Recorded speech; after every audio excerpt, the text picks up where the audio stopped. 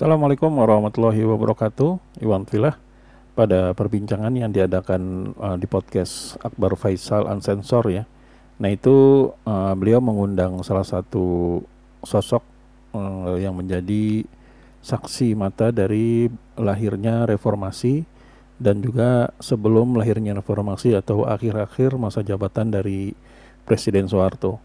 Nah di sini ada topik yang menarik di mana Profesor Rias Rashid menyebutkan bahwa sebetulnya pada saat di akhir era-era Soeharto itu atau sebelum beliau lengser di tahun 98 itu Soeharto sebenarnya sudah membuat suatu program yang disimpulkan yaitu program perubahan di mana Soeharto sendiri menyadari bahwa era kepemimpinan selama kurang lebih 32 tahun itu ada sesuatu yang salah dan harus dibenahi.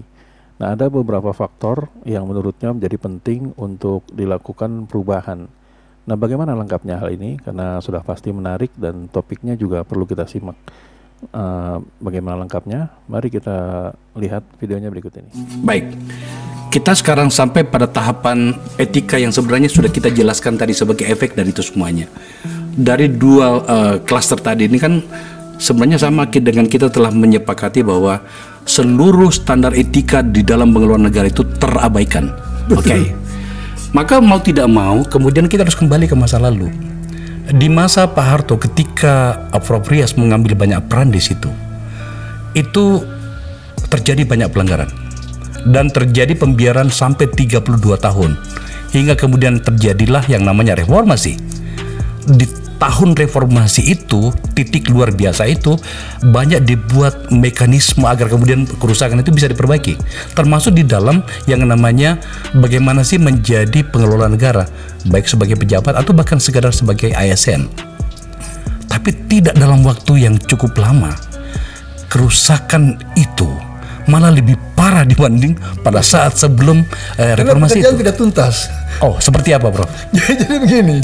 Jadi sebenarnya di ujung Pak Harto itu ada satu kesadaran, ya, ada satu kesadaran untuk mereview semua sistem ini. Pak Harto masih ada, Pak Harto masih ada. Tapi waktu itu Pak Harto memang sudah sampai pada kesimpulan, ya, setujulah kalau mau bikin perubahan. Kan dalam pertemuan dengan tokoh-tokoh itu kan beliau sudah menawarkan untuk reformasi, tapi kan tidak di follow up. Dan saya waktu itu kan masih di kampus, ya. Tapi kemudian yang namanya Jenderal Hartono, Menteri Dalam Negeri waktu itu sampai pada kesimpulan bahwa ini perlu ada perubahan. Maka ditunjuklah saya waktu masih Pak Hartono tuh. Kemudian disusul dengan Pak Saron Hamid mengukuhkan keputusan itu, ditunjuklah saya untuk membuat satu tim mengkaji ulang sistem politik kita ini. Yang menyangkut pemilu, menyangkut partai politik, susduk, mengenai demokrasi, pemerintahan daerah, gitu. Jadi itu di ujung Pak Harto ada kesadaran itu dan bekerjalah kami dengan sangat cepat untuk bikin review. Maka lahirlah berbagai rancangan undang-undang itu yang bikin kejutan kemana-mana, ya, yang bikin orang kaget-kaget itu. Tapi tidak bisa tidak, ini momen harus kita ambil. Ya, itulah tadi penjelasan singkat dari Profesor Rias Rashid ya, di mana pada era di ujung Presiden Soeharto berakhir masa jabatannya itu sudah ada niatan atau rencana untuk mereview kembali segala kebijakan-kebijakan dari Presiden Soeharto di saat dia menjabat selama 32 tahun tersebut. Dan akhirnya program itu berusaha dijalankan pada era Habibie.